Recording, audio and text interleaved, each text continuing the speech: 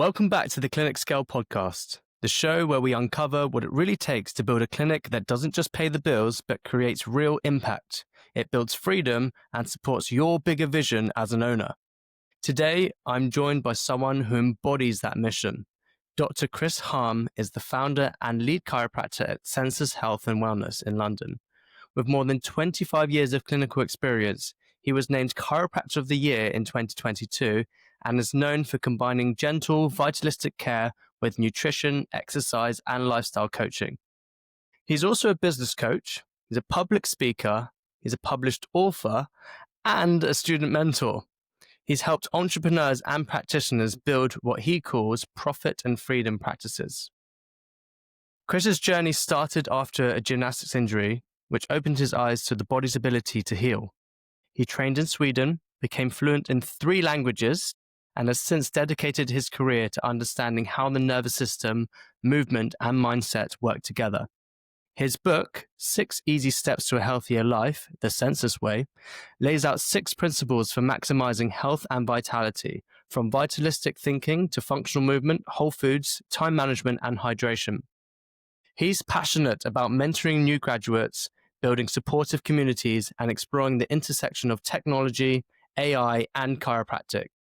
And when he's not in the clinic, you'll likely find him studying nutrition, traveling the world, or staying physically active. If you're ready to learn from someone who has built an award-winning practice, authored books, and helps others scale their clinics too, then grab a drink, settle in, and let's dive into this conversation with Dr. Kris. Kris, thank you for being here.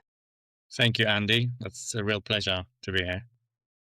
It's great to have you on the show. Let's start with your story. So you discovered chiropractic after your gym injuries. What did that experience teach you about the body? And when did you realize this was more than a career, like it was your calling? As a gymnast for a very long time, I had a lot of injuries. It wasn't just one, but it was one particular time when we were practicing for championships, and I was just overtired and kept doing the somersaults, practicing, and I just had a blackout and landed on my head and had a compression injury in my neck where I couldn't lift my arms for quite a few months. I was then taken to a chiropractor by my gymnastic coach who was studying to be a chiropractor. And that guy was old school. He didn't really tell me much what he was going to do. There wasn't much of real examination like we do now. He literally just had a look at me. He adjusted my neck with the biggest bang I've ever heard in my life. I started crying with panic, and then he said, because I couldn't lift my arms up. So then he said, "Touch your nose," and I was like, "I can't do that."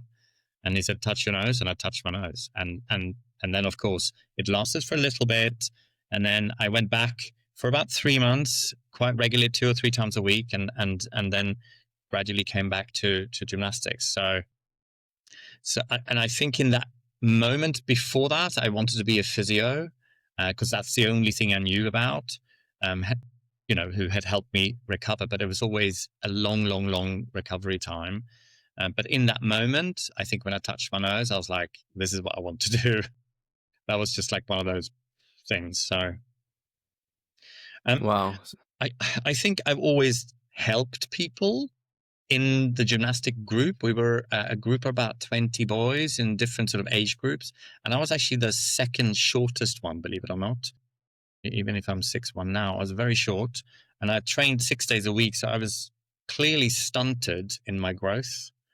And I was always hanging in people's legs and walking on people's backs and do this and lie on this one and give me an elbow here and all of that. So, and after this accident, and I couldn't train, I grew about 15 centimeters in 1 year and lost my whole body control, right? And actually completely stopped my individual career in gymnastics.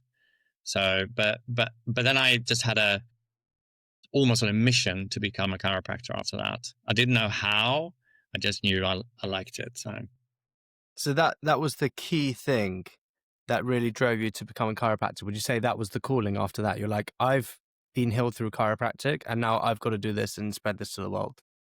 think it came later on, the real sort of calling for it. I think I Okay. just thought it was the coolest thing in the world that he could do that with one thing, and I could get my function back. I mean, I was 15. I had to get my mum and dad to dress me and help me every morning, which isn't that much fun when you're 15 years old. So I was quite glad that I could see an end of that. And then it was just about going to school and doing the right courses to get to where I wanted to be, right? But of course, when you're that age, mum and dad always says, "Oh, but maybe become a broader sort of education first to sort of don't go to one side."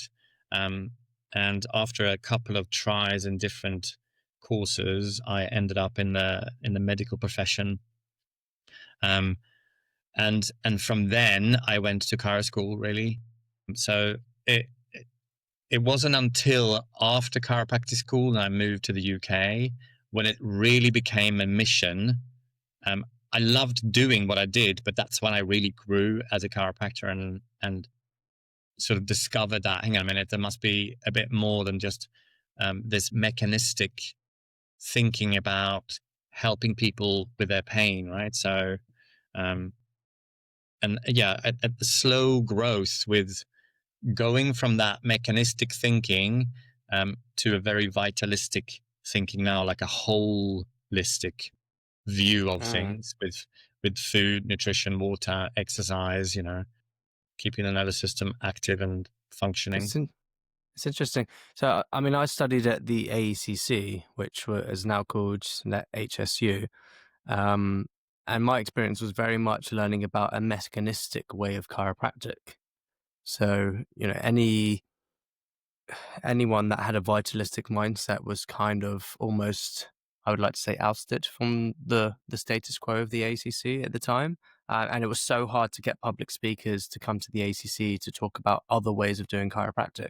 So when I was at the ACC, I would go to different events and learn from vitalistic speakers and chiropractors.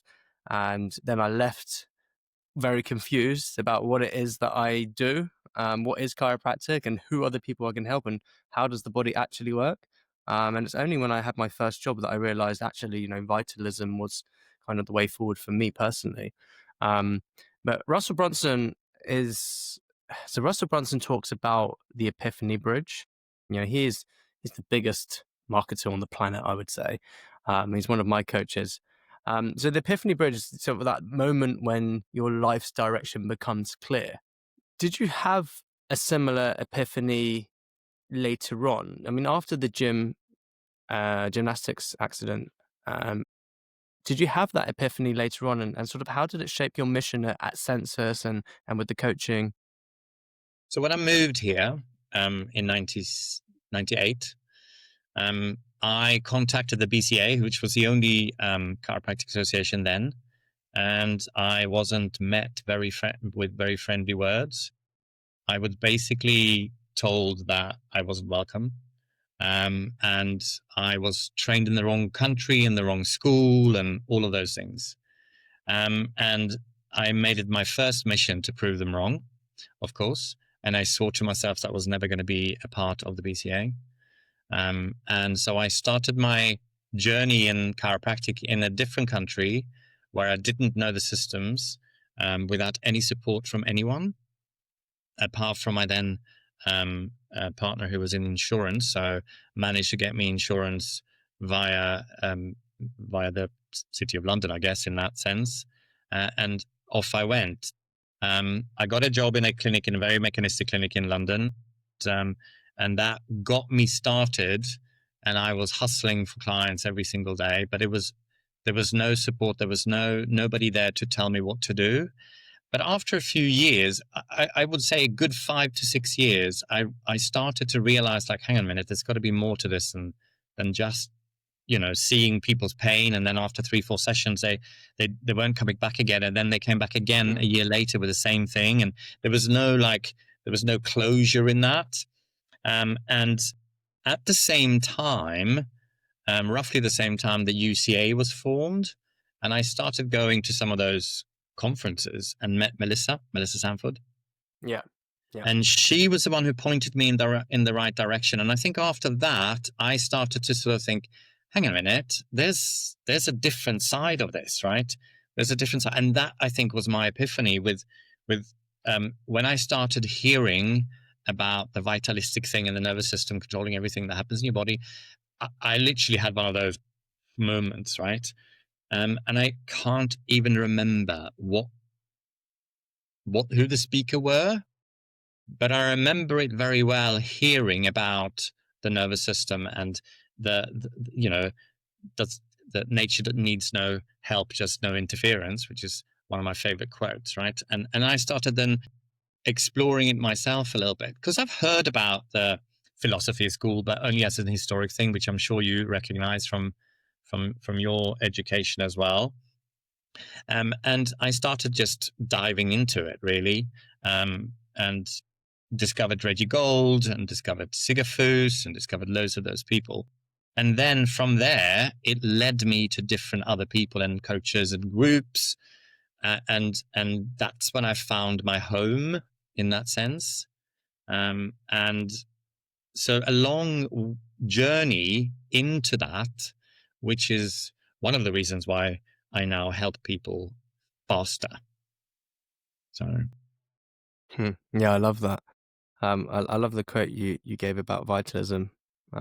I always say this to our clients, and anyone I coach, really, whether that's a client, whether that's a patient or a client. It's, you've got your body into this way. You can find a way to get your body out of it. The power that made the body heals the body. absolutely. It's the same with businesses. I like to say with my coaching group, we call it a business adjustment. So we need to get them realigned again. It's the same thing. So you have the power to make that change. Like, only you can do that. Sometimes we know as chiropractors, we're just the guides too. If you've got pain in the body, that's your body's way of expressing that something isn't working right in the system. And we Absolutely. are that guide. So sometimes, yes, you need a facilitator there. Um, But let's talk about Census Health and Wellness. Yes. It's a thriving clinic. You Yes. have a very interesting model that I would love to explore further. Can you give us a little bit more background about Census Health and what it stands for and what that business model is? So to me, it's not a different business model, but it's just a model that works for me, I think. And you have to be authentic to yourself and true to yourself, right? So when I started on my own outside somebody else's clinic, I was renting a little room in Fulham from a clinic called the Fulham Clinic.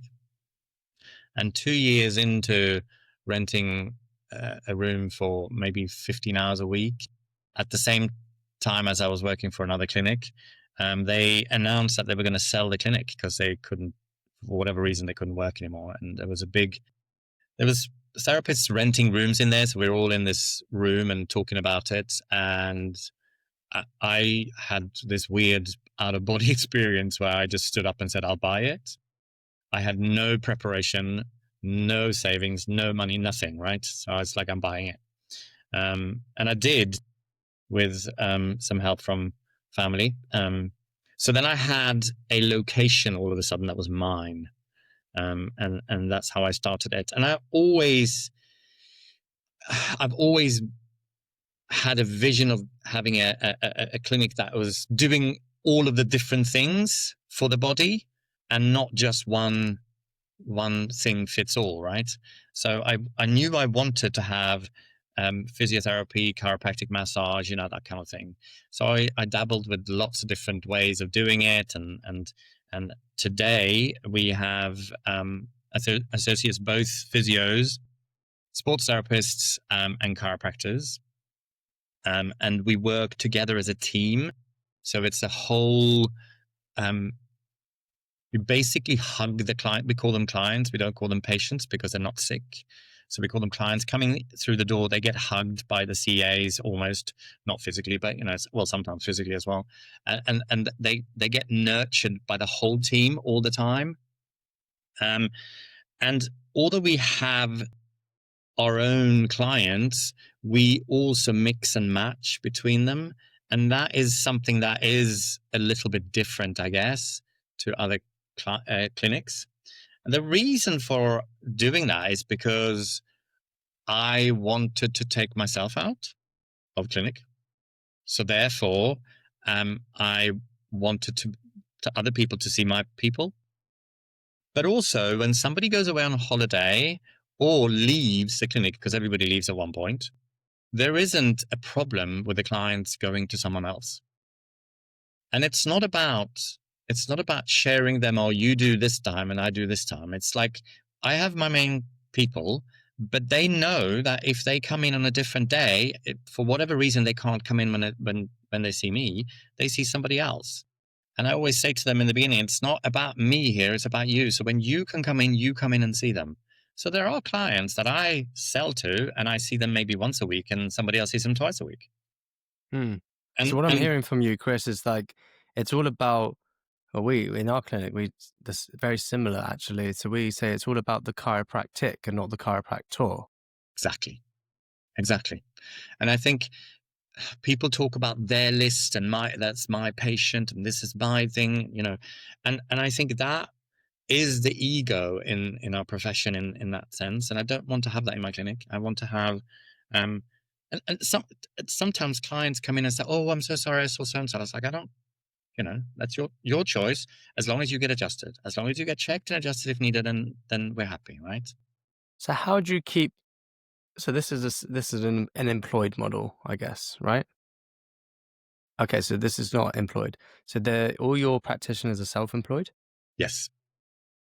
And so how do you split that financially then to your team? If you don't mind exploring that, because I'm so interested in this, because even in our clinics, we have similar struggles. It's like, yeah, this is my list. If I go Mm. on holiday, I want to make sure that there's another chiropractor who's going to look after my list. But then when they come back of holiday, they lose that momentum almost. Like you've built your list up to say 120, you go on holiday and it's back down to 100 because you've lost that momentum of not seeing any new patients, no ROFs. What what what would you say about that, Kris? I I think I think it's always going to happen when you go away on holiday. It's going to be slightly lower, right? But it's about training the rest of your team to book it in the right way. So you pre-book it, and like I'm going away next week, and I'm away for 7 days, and every single client is already booked in with my associates, but then with me again when I come back.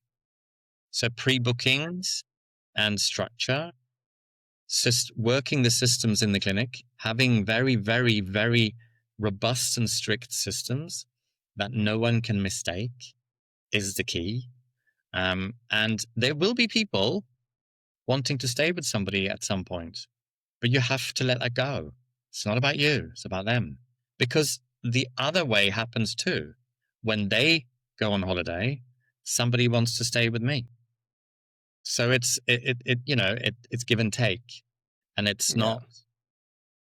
And again, I'm coming back to the ego there, right? Obviously, when you sell as a self-employed, you want that person to come. But in the bigger scheme of things, in the team building thing, you need to look at it as a team. You need to look at that you're helping each other. And one person will be good at one thing and one person will be better at another thing. So you need to be very humble and be able to go, okay, this might not be my type of client. Why don't you go and see Andy instead? Because he's better at that thing rather than me. Yeah, I It's hear about you. them, not about you. So Always. financially, do you then only pay those self-employed practitioners based on the adjustments that they see? Yeah. Okay, Yeah. right. Because I've heard of some other models where it's like, say we have 400 visits coming in the week, and everyone will adjust them. It doesn't matter who adjusts them, but whatever we make as a clinic, we will then split out the profits amongst everyone. Or the revenue that's produced will then pay you accordingly, but it doesn't matter how many you see. Which I've seen that model and I think, well, how can you motivate staff to, sell on, care plans or whatever? So yeah, I like your model. Actually, your model is very similar to us, more similar than I thought it was. And that works really. It sounds like it works really well for you. Yeah, it What are the, does work really well. It's just peace of mind, because in the past, as you well know, when somebody leaves and they've got a specific list that no one else has seen, it's hard to retain them. And this is not a Absolutely. hard retaining now because they know each other. And we also have an open plan practice. So people see the other chiropractors all the time, which makes it even easier.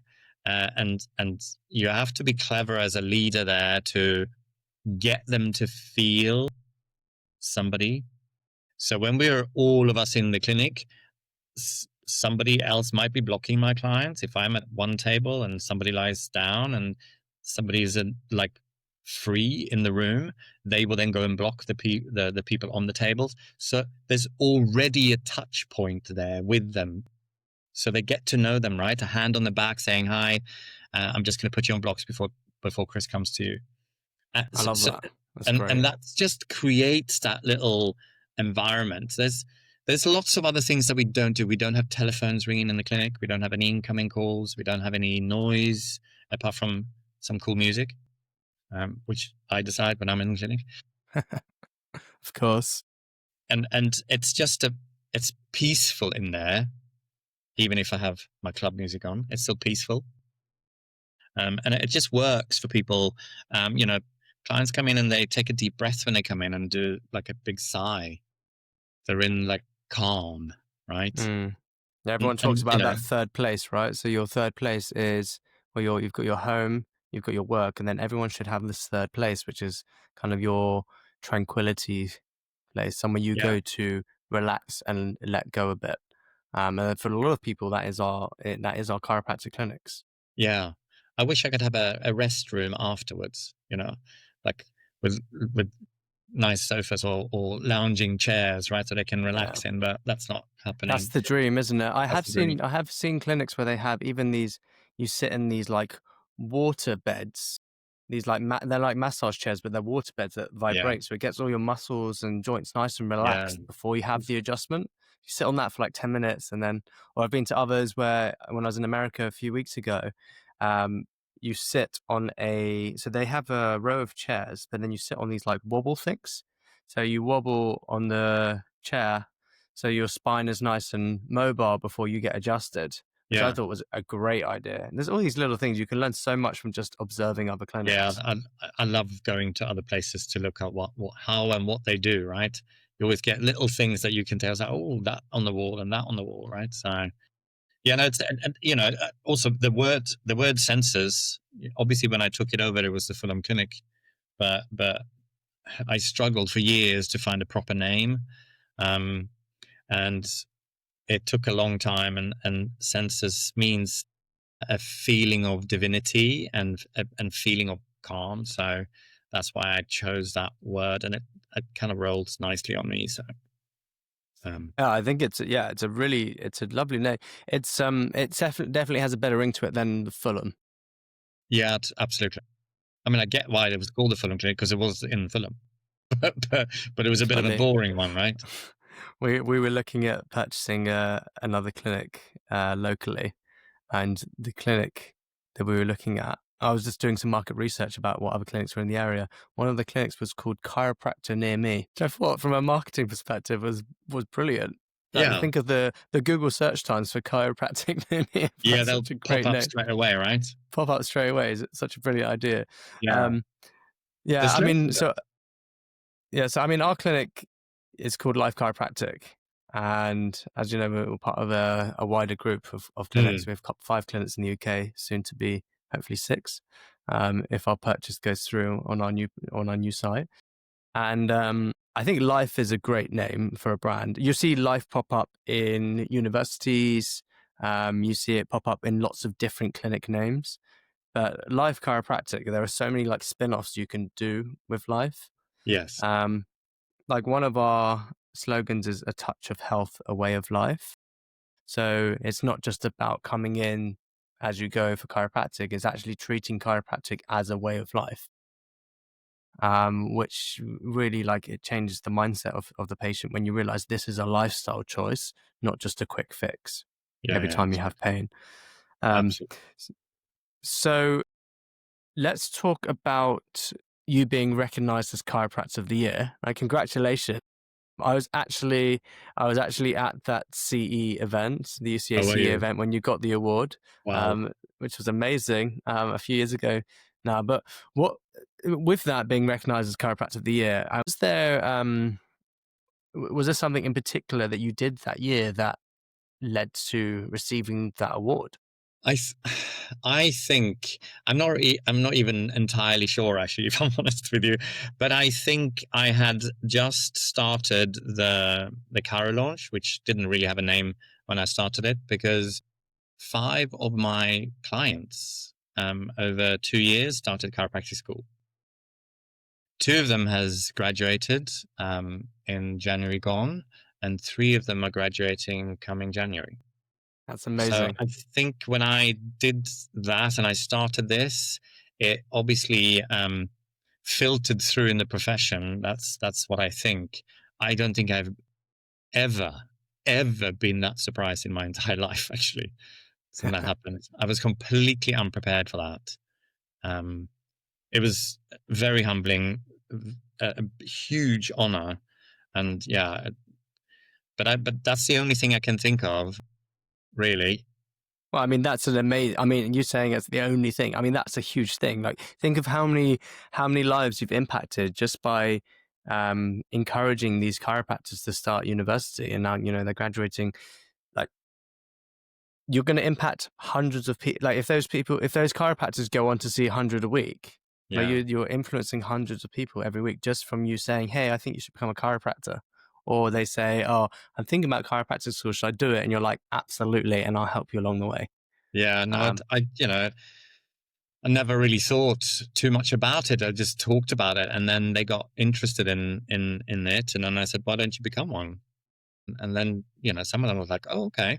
How does So that how happen?" many? What's your total then? How many people have you influenced to become a chiropractor now that Well, have it's actually taken five. on? It's five. 5? It's five. Okay. I'm working on somebody else though, Yeah, I'm so it on. might be six. So I'm on. How many have we had now? I'm on 3. Yeah, But again, yeah, I'm that's working pretty on. good. That. I'm working on loads of people, Yeah, but like the actual ones that I think are gonna do it, I'm probably got like another 2 that are close. you kind of have to have Um, prospects at hand, yeah, right? yeah, And yeah. talk It's about it, funny. and That I should be a think, measure of chiropractic success, shouldn't it? It's like how many people have you actually encouraged to become a chiropractor? That should yeah. be a measure. Yeah, I think it's a good one. And why not? Why shouldn't that be a why shouldn't that be a KPI? Maybe it should be in our coaching Maybe it should be groups. a life one, right? Yeah, and I think I love that. I think I've got some clients' children who I've known for a long, long time, who are now starting to like being in the clinic and helping me out, and giving water and stuff like that. And one of them is, she's only 8 years old, but she's asking hundreds of questions. I mean, lots can That's change, but amazing. why I not, mean, what right? better career could you do? Like, if you think about like what if I was thinking like if I turn back time, would I have done anything differently? And the answer is no. Like, No. I couldn't think of a better career where you're transforming lives every day, and if you want to come away from the adjusting table, you can always come back again. And if you want Yeah. to come off the adjusting table, there's so many different avenues you can go into, whether that's teaching, becoming a coach, teaching adjusting technique, teaching like lecturing on a particular area of chiropractic, um, or going into the politics side of it with joining like If the you want to, UCA yes. or Which BCA some if you want people to. should do. Some people should do that, and more people should Yes. go into that, because that's important too. Like, all the elements are super important Yeah, to all go. of these things have an impact in some way. It's just you've got to be true to yourself as well, right? Yeah, you Um, definitely got to be true to yourself. so let's talk about scaling a clinic. So as you know, our brand is Clinic Scale. We Surprise. help clinics scale to 7 figures plus. That's what we do, Yeah. Yeah. using various strategies like marketing, sales, team building, and scaling strategies. So, what are the key strategies you use to scale your clinic while keeping client care in your case at the Client center? care. Yeah. I mean, it's sort of the whole package, and I think before I had any coaches at all, I had loads of associates. And I was scaling, but I didn't really know what I was doing, and I didn't really have systems in place. I didn't have any structures as that, and I certainly didn't have any real sort of written down goals. Because when you ask about people if they got goals, they all say yes, right? But have you actually got them written down? Then people go like, no, not really. But if they're not written down, they're just a dream, right? So, but but I think the most important thing for scaling is systems. That's the most important thing. So if you are the leader, you run the people, and the people run the systems. So without that, you can't really scale. So when I did my UCA talk, the year after, I talked about, have you actually created a business or just a job for yourself? And that's absolutely fine both ways. It's totally fine both ways if people just want to have a job for themselves. But then it's not a business. Define a business. It needs to be working without you being the technician in there, right? And without you being there. Or even if you still want to be there, it still needs to work when you're not there. Yeah. But I think mindset, goal setting, team, the right team, systems in place, financial literacy. The list is long, right? The list is long. There's a lot of different hats to wear as an owner. But I think that's my biggest thing. And get somebody to help you. Don't run it yourself. You've got to have people around you, or a coach, mentor, whatever it is, somebody to hold you accountable, somebody who can hold your hand when you do things, somebody to discuss things with, because it's freaking lonely sometimes, right? And if you don't have that group, it's even lonelier, right? I mean, I'm in loads of different friends groups, and some of the very well-known chiropractors in this country happens to be great friends of mine, which is very nice. And sometimes we just get a text message going like, oh my god, what a shit day, and then somebody just spills, and then you'd be a bit encouraging back, or we jump on a call, or that kind of thing. And that's important. You need to be prepared to try and test things. If you don't try and test things and measure that, so measurement is important to scale, because otherwise you have no clue what's going on otherwise, right? So Absolutely. I think that's kind Good. of something that you can go on for a long time about, but those are the structures, I guess, to do that. Different ways of increasing influx of patients, but also different system of retaining people, having an ongoing care plan of people. So you talk about what's going to happen in the future all the time with the people that you help, constantly upping the game a little bit with them,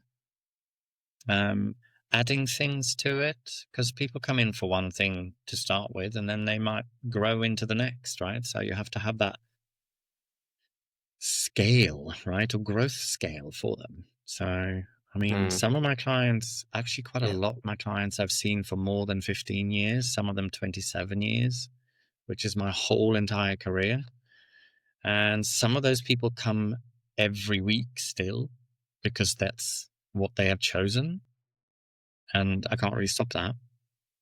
That's what they want to do. So what I'm hearing from you is, in order to scale a business, systems, structure, and different ways of attracting new clients, as well as doing more with the clients that you already have in the clinic, whether that is other services or the frequency or having care plans.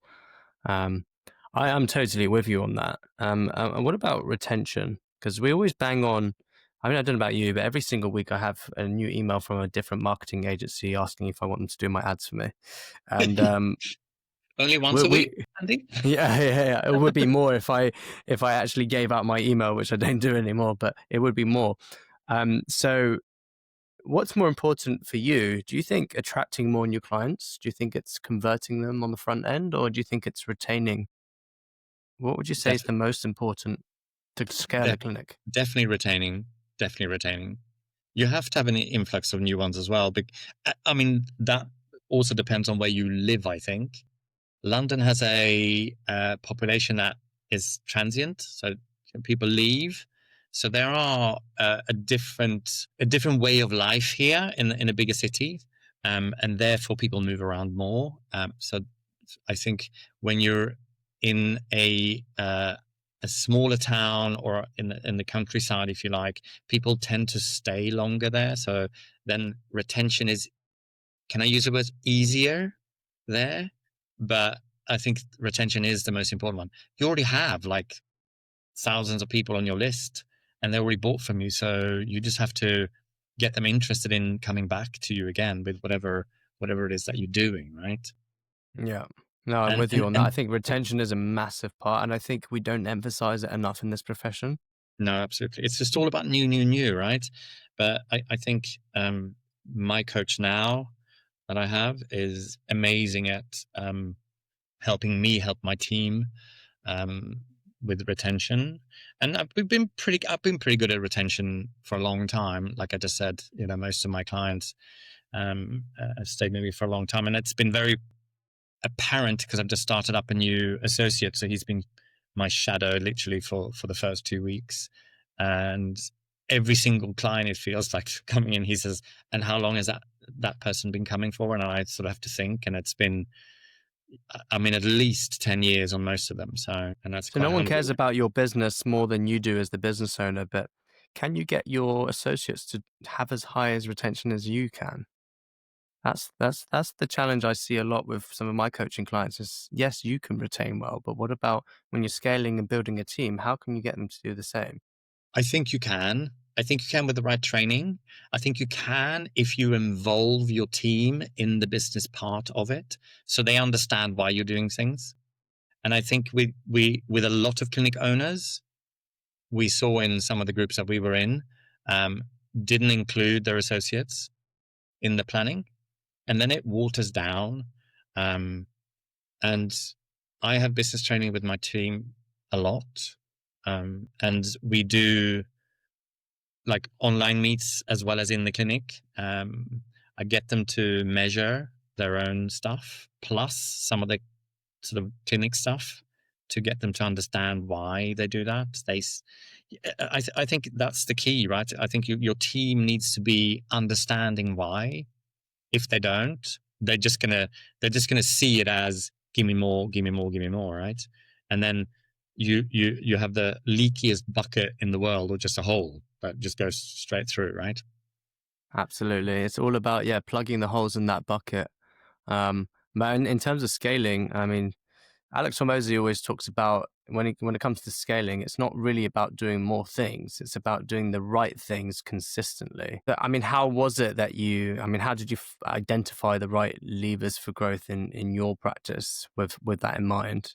I Was that just interestingly, trial and error over time, or was it from learning from other coaches? yeah, trial and error over time, but also learning from other coaches. But you have to have a certain number of already tested things, because business is business. So whatever business you're in, it is the same structure. But I find that the levers that I can pull change with time. So what worked last year doesn't work anymore now, but might work again in a while.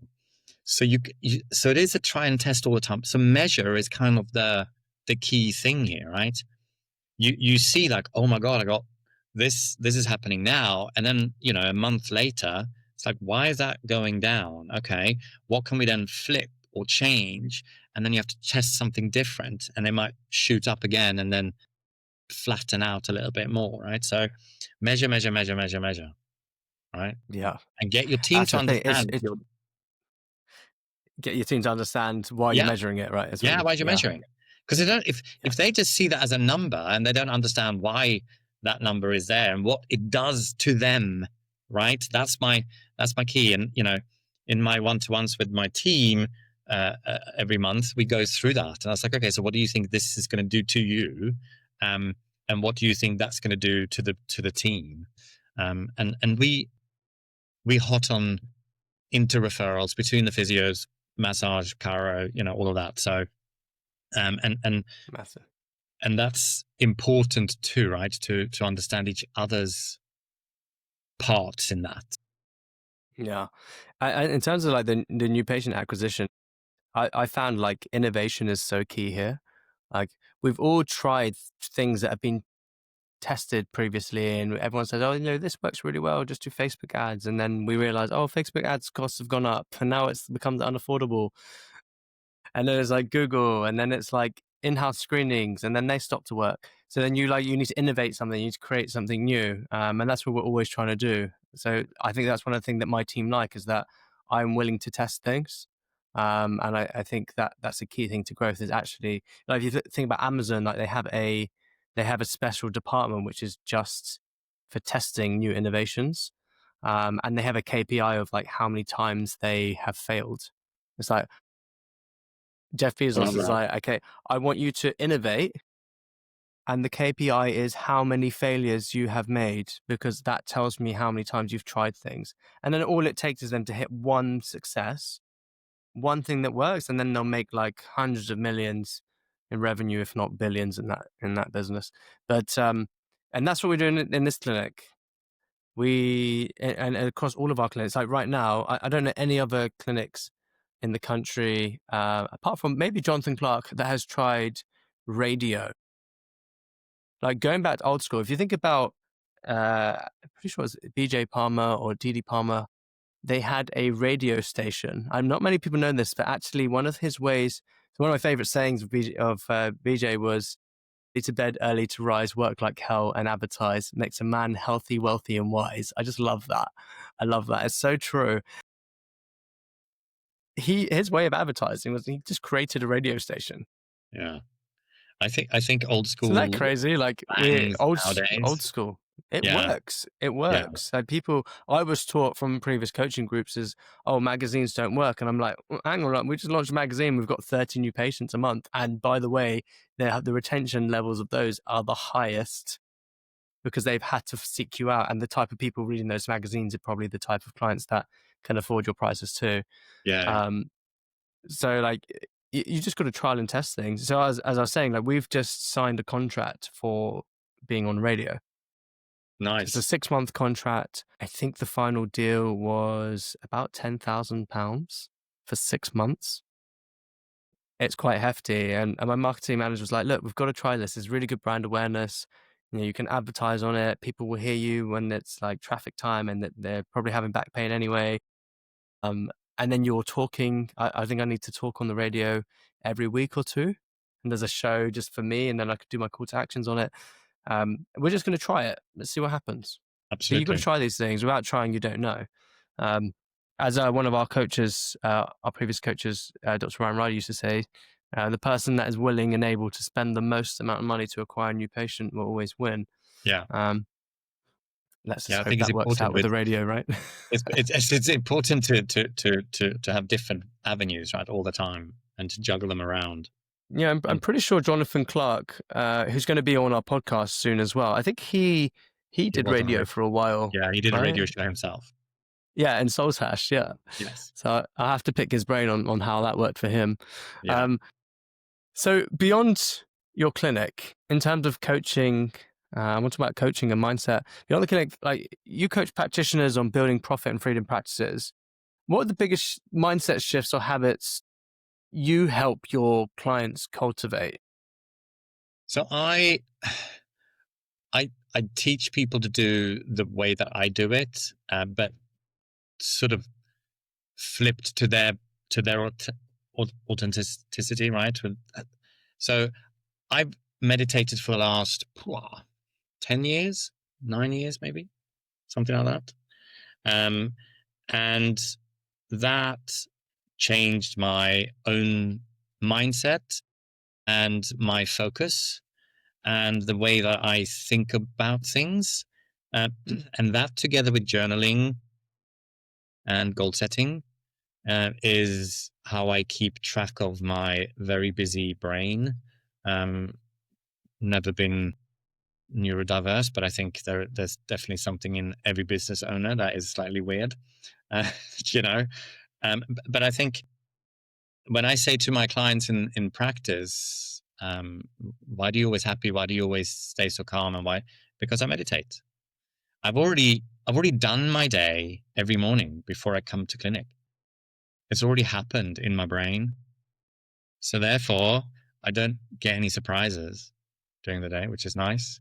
Um, and I I write things down. I've slightly changed my journaling a little bit lately because I coach with a different coach now. I coach with Action Coach, which is the world's largest coaching franchise, and it has again revolutionized my thinking. So I do journal, but I do something that we call IVVMs every night to set up my day for the next day.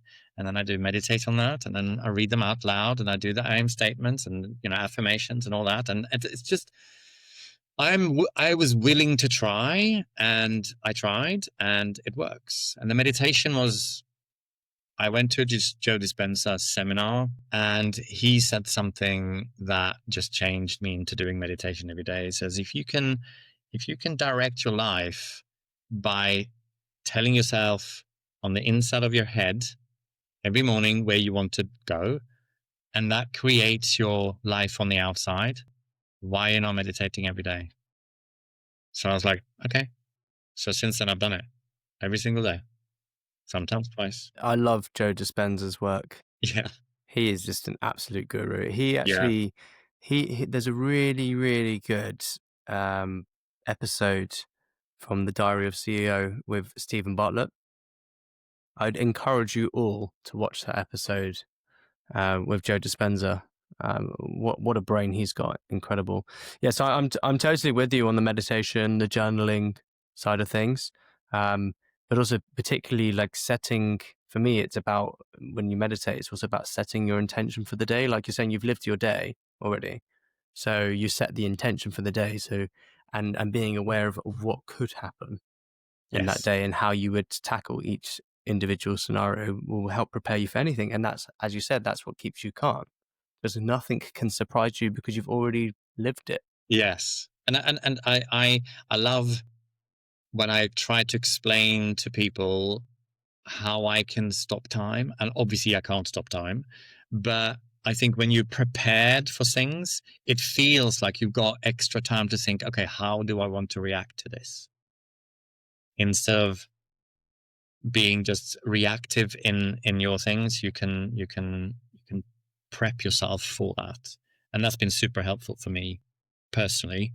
And that might work for some and might work not for some, right? But Absolutely. And my dad yeah, always said to me, if you fail to prepare, prepare to fail. that fell. Yeah, exactly. And he taught me that at a young age, and that really stuck with me. Yeah, absolutely. It is a good saying that. There's another saying that they use in the army, the 6 Ps. Just popped into my head. I won't remember the 6 Ps now, just because I was going to say that.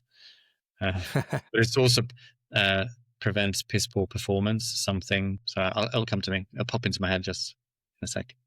So I'm yeah, but sure. it's I'm sure. important. I'm sure Donald Francis would know. He was on He was on Absolutely. the podcast a few episodes ago. He was on the podcast, and he kept pulling in things that he learned from the military.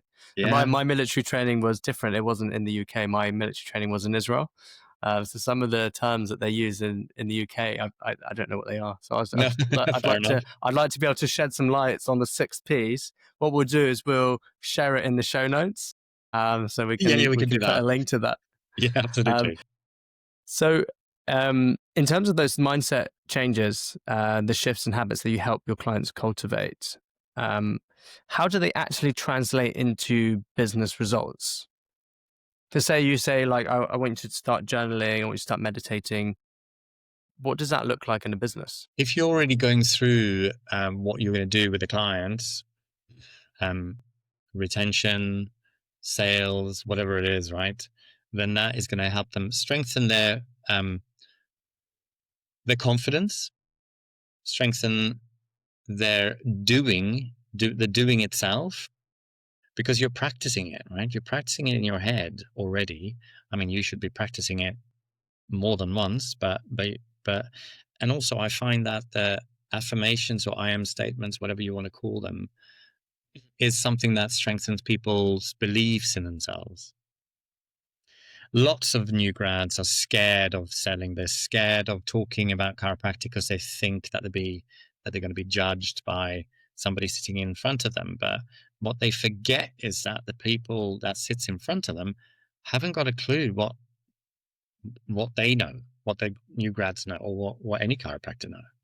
And I think that's a strong part of what we forget, that we have learned so much in school and so much in experience, if you had that, um, and using your own voice to strengthen your person. You know, it's role playing with Absolutely. yourself, right? Isn't it? Look at yourself in the mirror and say, "I am a good speaker. I am a strong salesperson." I am statements. I love it. Brilliant. Yeah, They're I love so it. powerful. You've written books.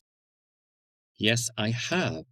You've written the book. The most well-known book I know you for is the 6 Easy Steps to a Healthier Life, the Census Way. I know you also created a cookbook I and did. a journaling-esque book that you can buy on Amazon. What inspired you to put your philosophy into writing, Kris? I just loved doing the first book, and that particular book wasn't actually the first one I started. I have another one that I have been working on for years that is just on hold at the moment for lots of other reasons, but will come. And the cookbook came about because my clients were like, "Oh no, I don't have time to cook, and I don't. There's no time to do proper food." And one of my passions in life is cooking. I absolutely love cooking. Um, I think my whole family always says, "Oh my God, can I just live with you?"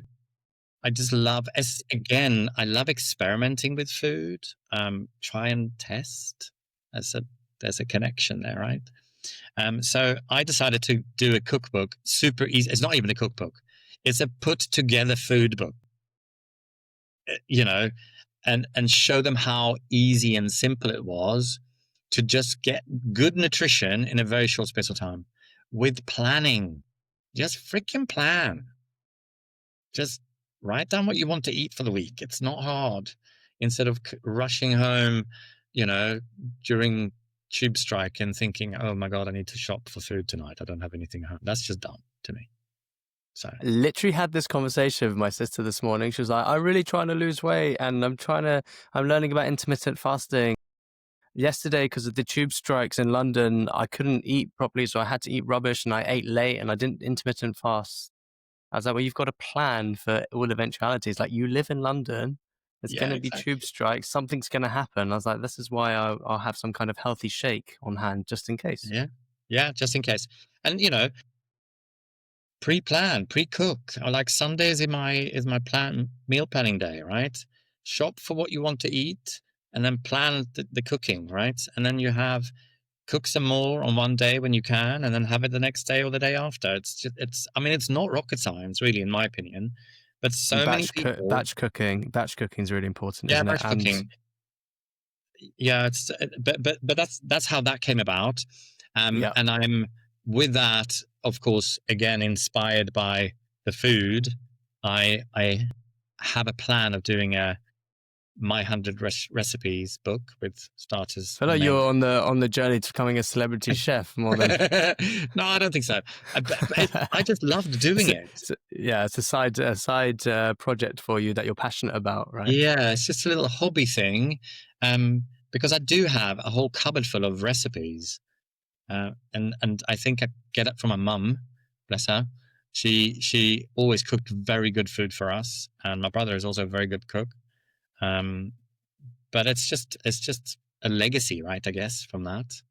So, I mean, So, how have these resources, like your cookbook, your journaling book, your like the 6 Easy Steps to a Healthier Life, how have those resources helped your patients and your business? And what advice would you give to other practitioners or coaches thinking about productizing their knowledge? yeah, the 6 easy step to healthy life has definitely helped, because it shows people credibility. I have it displayed in the clinic so people can buy it. I don't necessarily give it. I sometimes do gift it to people as a little good on you prize if they've followed the instructions really well, and if they ask. Lots of people buy it. Some people buy the cookbook. They like the idea of it. Loads of people bought it for Christmas when it came out just before Christmas, so that's a little stocking filler for people. That's a good one. Interestingly, the journal books and the notebooks just came about because I use a lot of notebooks myself, and I was buying them from other people. And then, I was journaling and I was buying journals left, right, and center from Amazon. And I was like, hang on a minute, why don't I just do my own ones, which will fit me, right? So they weren't never really made for profit. They were made for me, pure selfish reasons. And it just turned out that I now have them in the clinic and again, give them more to clients to help them on their journey, especially when there's a lifestyle change. Write it down. Tell yourself how good you are. Reward yourself for that, right? What I'm hearing from you is that creating these books really increased your credibility as that expert within chiropractic and general lifestyle. Would you say were there any surprises along the way in creating these books? Well, what does that journey look like, becoming a published author? I don't think there's something I think about that often, actually. They're there, and I'm proud of them, and I use them myself. So it's easy for me to talk about them in clinic, and it's easy to talk about them in the groups that I've got as well. Whether people use them or not, I don't know, but some of my clients definitely do, and they've been helpful for them. Again, you can today I'm grateful for, there's a little note part of them as well. And they can then write there what has happened during the day, my wins, whatever that is. We've changed in the team. We don't talk about wins anymore. We talk about what you're grateful for, which could be a win, I suppose. But so we're changing the language a little bit, which is important. Has always been important for me, which is again coming back to why we don't call them patients and clients instead. Yeah. So I guess it has helped in lots of different ways, and the journey has been like it's been a journey for me to discover that I can, and then encouraging myself and my team to do it too. So maybe changing to a different journal soon. I don't know, like an IBVM journal. Who knows? Maybe. Yeah, and notebooks were fun to do because they just put the chiropractic quotes on it. So they just. And do you give those notebooks to you give those notebooks out to your mentored students as well? Yeah. And let's talk about that, the mentorship group. So you are passionate about mentoring students, so really grassroots stuff. You've even created support groups like Chiro Launch. Why is it the mentorship is so important to you? I didn't have it myself, and I felt really lonely in that. And I think I don't want anybody to feel burnt out and lonely when it's not necessary. Because I know from experience and knowing other chiropractors who have left the profession because they couldn't cope. And I discovered with doing this, I love teaching. I love teaching them about what they can do and are capable of doing. And also don't make the same mistakes as I did. Come on, just learn from them. It's quite a simple thing, right? Don't reinvent the wheel, just follow systems and structure. That works. But also take note of what didn't work, right? Like, when you started, you're really good at listening to people, what they were doing and what was working, and doing that. If you hadn't done that, you could have tried and tested and been really tired. And I think a lot of chiropractors are lonely where they work, and I think Mm. that's not okay. That It's is not so okay. true. And that's, One of my recent discovery calls. Actually, this week I had someone. I won't name the name. Someone. I was saying, well, what are your goals? And they had some financial goals, but honestly, one of their main goals was like they just wanted companionship again in their practice. It was just them. They used to work with associates. They used to have CAs. They wound it all down. See, got pissed off of working with associates because she said they were like too entitled or whatever. And it just became her. And then she was like, actually, I found that I'm really not enjoying practice anymore because I'm going in, seeing the patients, doing all the admin, doing the marketing, do everything, and all she wants is to build a team up. Really, not it's not even financial for her. It would help, but it's more about their companionship because life is short. We're here to be. We're social beings, yeah, and absolutely. without that companionship, what's the hell? What's the hell's the point, right? Yeah. So, going back to this, the mentorship group. I mean, what's the single most important piece of advice you give new chiropractors about building themselves up as chiropractors or building businesses and a life that they love? Is there one piece of advice you always give to everyone? So one piece of advice I always give, that is a good question. I don't think there's exactly one piece of advice, but they need to be surrounded by like-minded people.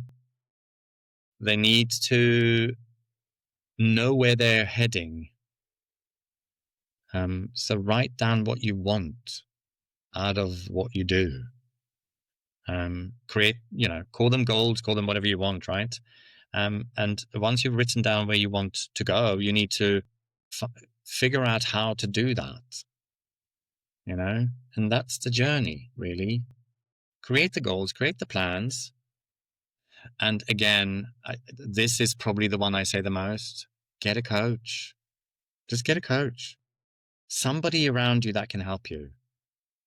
And There's when so there's many so much different. noise in the marketplace, Chris, and it seems like there's so many coaches now.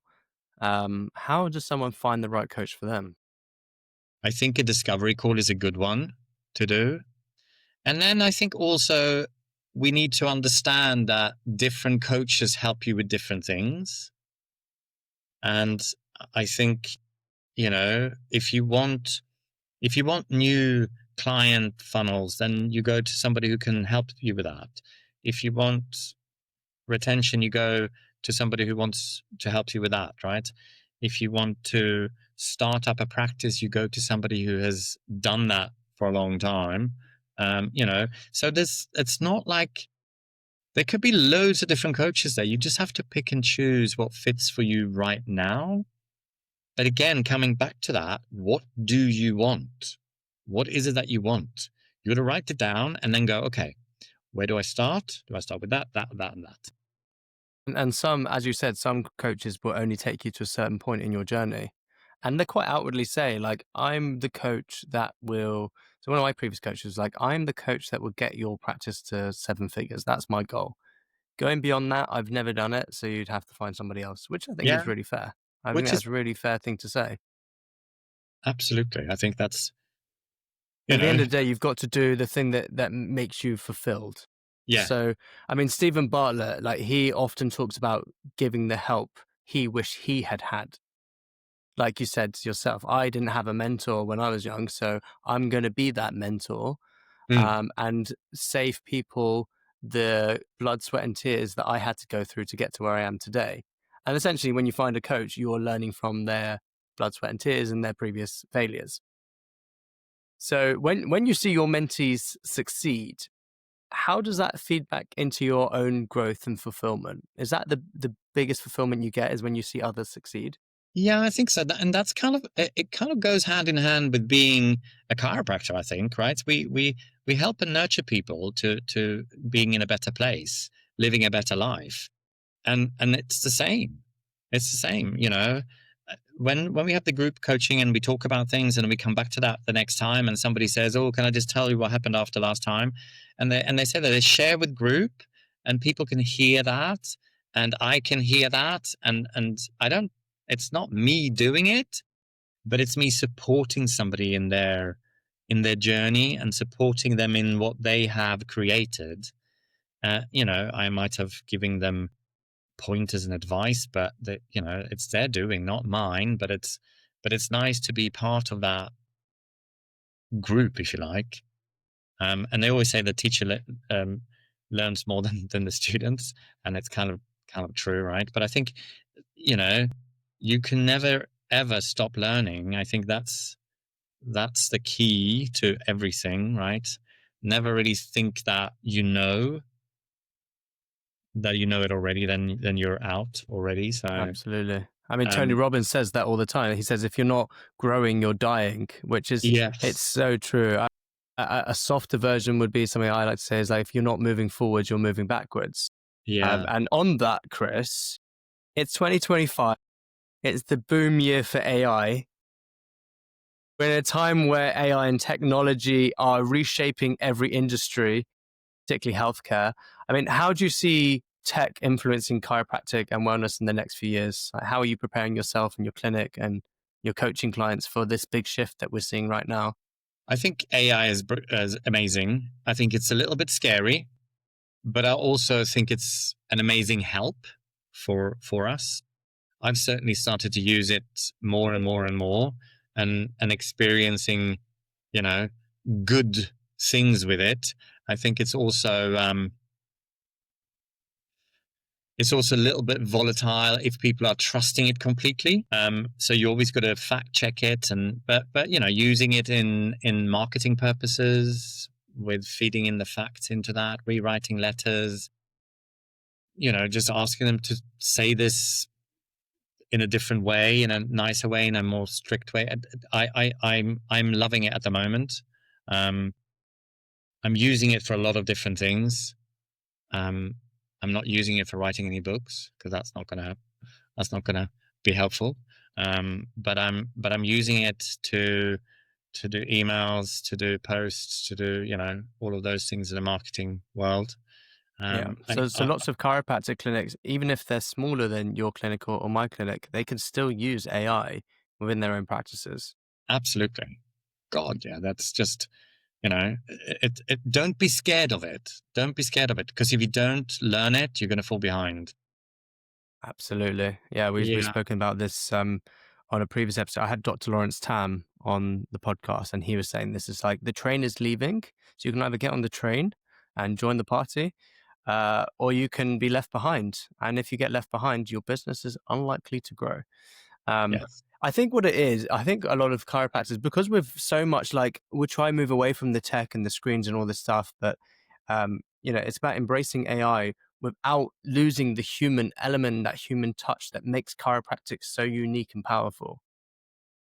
So almost they think like, if we lean too much into AI, we're going to lose that human element and the power of touch. I mean, chiropractic means done by hand. So are we going to lose that if we delve too much into AI? I think it's a mix. I don't think we can really lose that, because you can't do chiropractic with AI, but you can use Not yet um, anyway. but you can you can use AI to your benefit. Now that's the thing, right? You know, um, AI answer machines, AI booking systems. It's it's probably much more of AI out there than what people realize. So I don't think people should be scared of it. And it's be curious. Always be curious. Always learn. Core values. At least mine. Mm. And I think it was scary first. I was like, holy moly, I don't want to really touch this. But after a while, I was like, okay, let's experiment with this a little bit and just Absolutely. I start. mean, it's great that you're like adapting, and I think that's the key. We always talk about like key strengths of good chiropractors and leaders as the common three is like energy, certainty, empathy. But I actually Yeah. think adaptability is a big one. I mean, Yeah. Gary V, one of the biggest content creators on the planet, he says you need to play the long game while adapting quickly. Yeah. You got to And pivot. without that adaptation, as Dr. Lawrence Tam says, you're going to get left behind. Yeah, absolutely. I like Lawrence. I love Lawrence, Oh, actually. he's got a brilliant brain. So Yeah. looking Yeah. ahead, with your vision and legacy, like what is next for you? And what projects or goals are you excited about for Census Health and Wellness and your coaching work? I'm actually very excited about how my team is growing, and the way that we are coaching them to grow. And I am planning on taking myself out of practice more and more.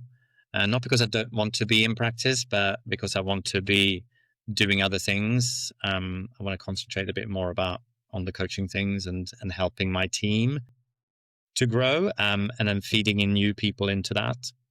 I feel that I'm a stopper in the clinic, because with me, people are always going to want to see me. So I'm going to slowly remove myself a little bit, also because I'm 56 in 2 weeks time. It's time to slow down a No bit. way. No Yeah. way. Yes way. So it's not like I'm not fit and I can't do it. I just don't want to feel tired. I don't want to feel Yeah. this tired. I work hard hours. There might not be very many hours, but it's 27 hours Yeah. a week in clinic. Yeah. It's enough. You know, so that's one part of it. I'm definitely going to finish my book that I started in 2018. And my lovely friend Donna Freed, who is my help writing all the books, it's a 12-chapter books about my journey from living in Sweden to living here, going from mechanistic chiropractor to vitalistic chiropractor, and the different elements of that with meditation and exercise and nutrition and all that things. So that's one thing. It sounds amazing. What a project to have. I'm still shocked that you're 56. I feel like that's not true. Leaning into that a little bit, like, what's the secret? I mean, you look so young and vibrant and energetic, and you're doing amazing things. I was on a call with someone the other day, and they're like, "Andy, you don't understand. Like, I'm like in my late 40s. You're young and you've got energy, and I can't do it at my age. Like, you're still striving and doing all these amazing things, but you look so young and energetic. What's the secret? Do you I have some think that's non-negotiables exactly you could share with us?" Yeah, I think that's exactly the secret. I don't see myself as 56. It's just a shock when I say it to myself, even. I keep myself vibrant and surround myself with young people, and I don't accept that my body doesn't work the same anymore. And I kind of do accept that, because I can't train in the way I did 10 years ago and 15 years ago, because then I'll break myself. So you have to adapt to that. You've got to adapt to life, but you still can be, fit and vibrant with your age, right? My mum and granddad, I mean, my mum is 83, and she's probably one of the most flexible people I know on the planet. My granddad was still doing dumbbells when he was in a hospital bed before he passed away. So, exercise is key. Nutrition is key. Not stressing about things you can't control is key. Being happy. Nothing is going to make you happy. You have to decide to be happy. That's how you feel young as well. Decide that you are young. I don't use the O word. It's not okay to use that. But but yeah, no, I think there's no secret in that sense, right? I just live life. I do get Yeah, adjusted. age I've is been just a adjusted all my number. life, really. Age is just a number. Yeah, you're just saying about adjusting. Yeah, myself as well. Like, you get adjusted Yeah, every week, even if you don't have any pains. It's all yeah, about the wellness and optimizing your nervous system. absolutely. And I certainly feel myself. It's like I can almost tell if I'm subluxated. Like, before I'm doing something big, I will make sure I get adjusted beforehand. So before we wrap up, Yes. I have like what I like to call our signature question that we ask all of our guests on the show.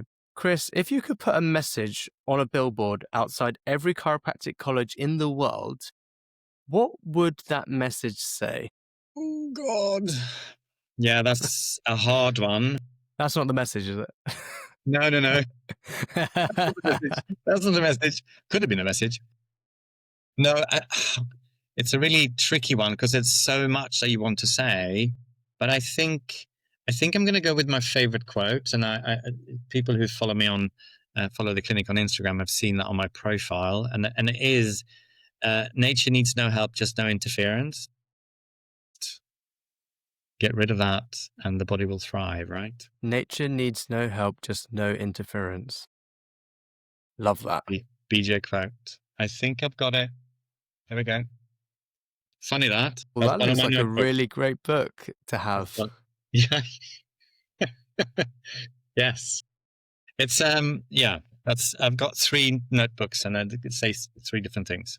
So And those are available on Amazon? yes, they are. And the cookbook too. I'm sure we can put the links in the notes.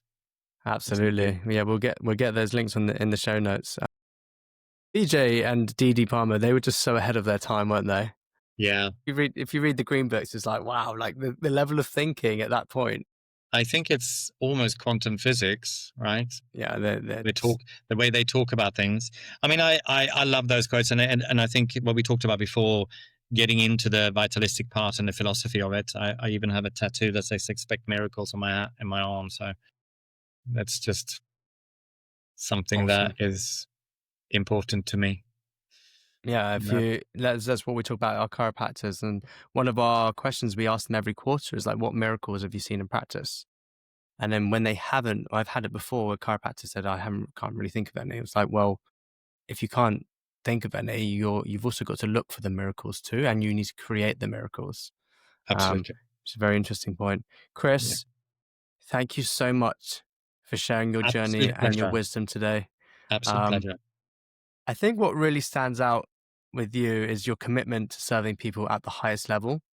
And it doesn't matter what part of their journey they're on, whether they're patients, new grads, students, or clients, you like to call them, not patients, or fellow clinic owners. From your vitalistic philosophies, your award-winning practice, to your books, your mentorship programs, Chiropractic of the Year, you're proof that it's possible to build a thriving business and a life of meaning. So, for everyone listening, if you do want to connect with Kris, you can follow him on social media at Dr. Harm DC, or through Census Health and Wellness. He has got his coaching, mentoring groups. We've got Chiro Launch, and also his coaching program, which is Ignite and Inspired, which is personalized coaching for professional growth as well. We'll put some links in the show notes. He shares daily insights with his coaching group, and on his social media, he offers also free discovery calls. I think on his Linktree, you can find it there. And he regularly hosts seminars and different coaching programs. So please do get in contact with Kris if you'd like to find out more. If you've enjoyed this conversation and want more real tactical episodes on scaling your clinic, please make sure to subscribe to the Clinic Scale podcast. We know a lot of you are listening, but not necessarily subscribed. So please hit the subscribe button. We release new episodes every single week. And you can also join our newsletter through the link in our bio for bonus tools and behind the scenes strategies. And you can also follow myself on Instagram and Facebook. So you've just got to type in Andy Kurt or Dr. Andy Kurt for daily growth content about my journey to becoming a chiropractor, but also what we're doing within the Clinic Scale community and the movement that we're creating. Kris, appreciate you, mate. Thank Your you. blend of passion, the precision, and your vision for the future is inspiring. And thanks again. And we'll see you soon. Thank you for having me, Andy. Great. You're very welcome. Take care.